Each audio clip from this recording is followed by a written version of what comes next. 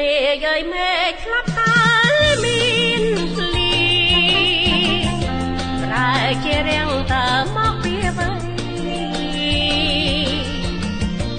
មើលធម្មជាតិឡំស្រស់គេខ្ចី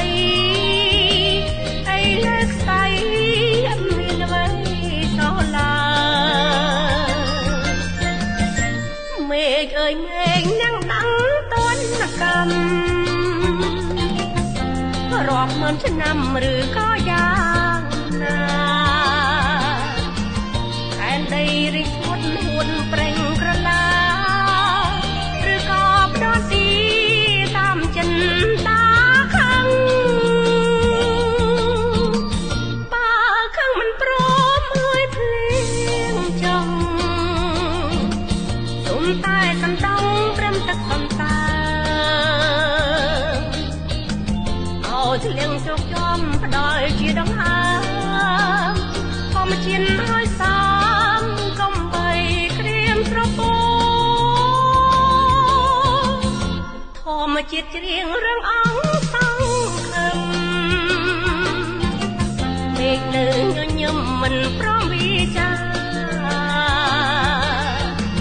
តង់តើយប្រងើយហើយបែបភក្តា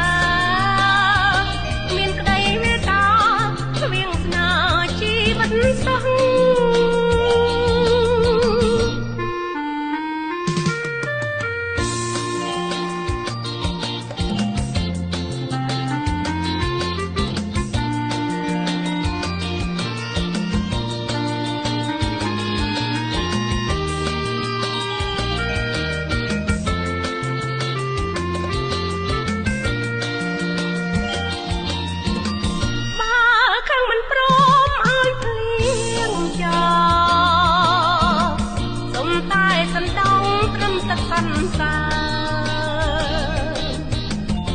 ះធ្លៀងជោគចំផ្ដល់ជាដង្ហើ